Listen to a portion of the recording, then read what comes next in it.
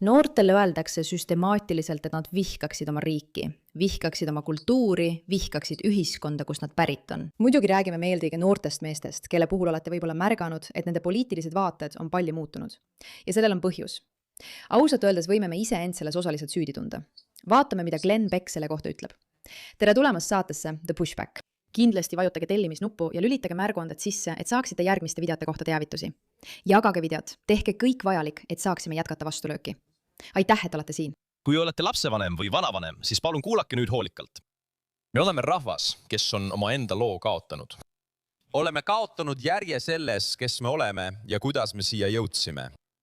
Inimestel peab olema lugu. Olgu ja lugu neile asemene söödetakse on vaid kaebus, viha ja kättemaks. See ei ole tervislik. Tee endale teene, küsi kelleltki, kes on alla 25-aastane. Kurat, küsi neid, kes on alla 30 või 35. Räägi mulle Ameerika lugu.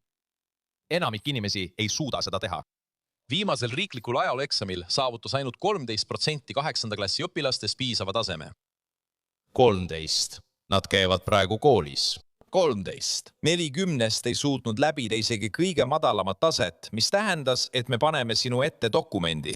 Räägi meile sellest midagi. Nad ei suutnud seda teha. Ja sa võid arvata, mis need dokumendid olid, eks? Kodanikuteadmiste tulemused langesid esimest korda alates 1998 aastast, kui hakati andmeid koguma. Võid küsida endalt, mis sel kõigel on pistmist sellega, mida me praegu näeme? See on otseselt seotud. Ja ma ütlen sulle miks. Sest igal inimesel on vaja millegi eest võidelda. Igal inimesel on vaja missiooni. Ja igal inimesel on vaja millegagi seotud olla. Ja kui sa ei ole seotud oma pärandiga, asjadega, mida sa peaksid armastama, kui sulle ei räägita, kui imeline on see, kust sa tuled, vaid ainult kurba lugu, siis sa loodki probleemi. Me kasvatame põlvkonda, kes ei oska selgitada riiki, kus nad elavad. Ja asi pole ainult selles, et see lugu hääbub.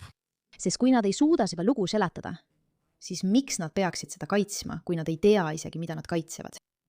On küll. Ja neile öeldakse, et see, mida nad kaitsevad, on tõe vastand. See on kõige hullem asi kogu maailmas.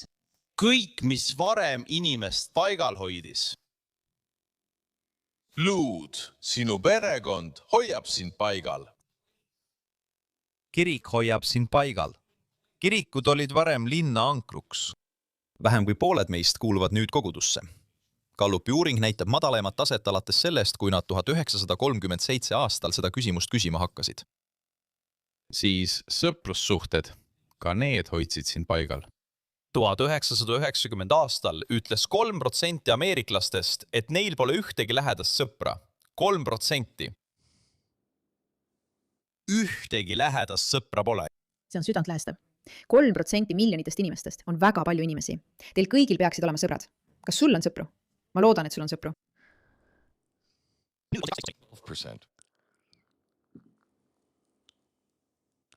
Protsent inimesi arvab, et neil ei ole sõpru. Siis on loomulikult arusaadav, et nad on vihased, loomulikult on nad kibestunud. Sul on vaja sõpru. Ma armastan oma sõpru. Alates 1990 aastast ei triivinud me aeglaselt lahku. Me muutusime ühe põlvkonnaga tühjaks. Nii et loomulikult oleme me üksikud. Peast ütles, et see on üksinduse epideemia. Ta tõi välja ka ohvrite arvu. Ta ütles, et isolatsioon mõjub inimesele, inimkehale, umbes samamoodi nagu 15 sigareti suitsetamine päevas mõjub. Üksindus. Varem olid Ameerikas kõige üksikumad inimesed, vanurid. Enam mitte. Nüüd on selleks alla 30-aastased. Kõige rohkem ühendatud, kõige rohkem võrku seotud, kõige rohkem kursis olev põlvkond, kes kunagi on elanud, on samas ka kõige üksikumad inimesed, keda inimkond on kunagi loonud. Oota korraks. Proovi kõik see korraga meeles hoida ja siis ütle, mis sa arvad, mis meie lastega toimub. Pole ühist lugu, tühjad kirikud, tühjad klubid, sõpruse põud, üksildus, mida arstid nimetavad tervise hädaolukorraks. Kujuta nüüd ette, et sa sünnid sellesse maailma. Sa ei tea kõiki neid asju, mida varem teadsid. Kujuta ette, et ühel päeval antakse sulle selline riik. Näed, see ongi selle juures nii huvitav, kui jätad kellegi üksi, et oleks lihtsalt õnnetu ja looks ning kasvataks endas nii kohutavaid asju, mida talle on õpetatud või mida nad näevad sotsiaalmeedias. siis sa lubad sellel inimesel kasvada õnnetuks täiskasvanuks. Ja ma ei mõtle ainult seda, et nad on kurvad või masenduses, ma mõtlen nende tegudele, ma mõtlen nende tänutundele, ma mõtlen nende väärtushinnangutele. Kui sul ei ole kedagi, kellega ühendust võtta või sa ei oska oma elu hinnata ega tänulik olla ja tunned end kogu aeg üksikuna, siis loomulikult hakkad sa samastuma äärmuslike marginaalsete ideedega, kui need panevad sind end seotuna tundma. See ongi muide see, mida need taskuhäälingu tegijad teevad.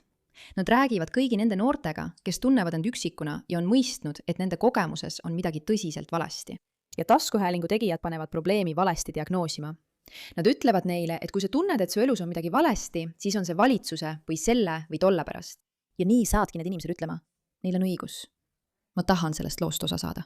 Ma tahan selle eest võidelda. Ma tahan olla osa millestki, sest inimestena vajame, et kuuluksime kuhugi. Aga selle asemel oleme me justkui leppinud sellega, et meie lastel on sotsiaalmeedia, mis iganes, ja me pole neid oma kogukondadesse integreerinud ega andnud neile tööriistu, et olla tänulikud ja kogeda, millised on tegelikult head mälestused. Ma võin sulle kindlalt öelda, et kõik minu head mälestused, kõik on seotud teiste inimestega. Nendega, keda ma armastan ja kellest hoolin. Ja kui sa varastad ja röövid selle kogemuse, siis loomulikult lood sa kibestunud katki inimesi, kes pöörduvad äärmuslike ideoloogiate poole, mis annavad neile selle tunde. Sa ei tea isegi, kus sa oled, sul pole kaarti. Sul pole nimega oma rahva jaoks. Ükski koht pole sinu jaoks lauas reserveeritud.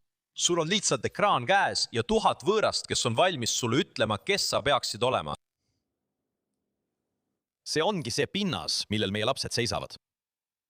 Nemad ei lõhkunud seda, ära süüdista neid, nemad ei lõhkunud seda, nad pärisid selle. Ja just sellepärast, kõigest, millest ma võiksin rääkida, tahan ma rääkida neist. Sest me kõik teame asju, aga me võime aeg-ajalt unustada. Lapsed ei tea, kes nad on. Nad ei tea.